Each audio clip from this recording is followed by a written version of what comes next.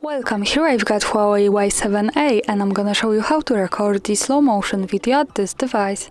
So at first we have to tap on a camera button to open it, and for now we are in the standard photo mode. Let's change it by using this settings bar and just simply going to the right to more. Here we have access to other modes of this camera with the slow motion.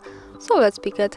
And here we are. Now we can start recording this kind of video by tapping on this big button at the center. We can also tap here to change the speed of our slow motion, and we can pick the speed from 4 to 16.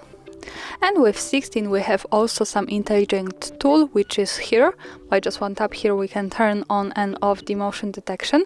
When we have this and when we start recording, it records only when it detects the motion. Let me show you how it works. So let's stay on the settings. Let me maybe give some space to my camera. This is my object, and let me start recording. And now it detects the motion, so it's saved the video. So let's go back to this view, and to see the slow motion video, let's move now to the left to this button. By tapping on it, we get quick access to the gallery, and now we can play it by tapping on the center. And this is how the slow motion video looks like at this device, so it's really slow. Thanks for watching, subscribe our channel and leave the thumbs up.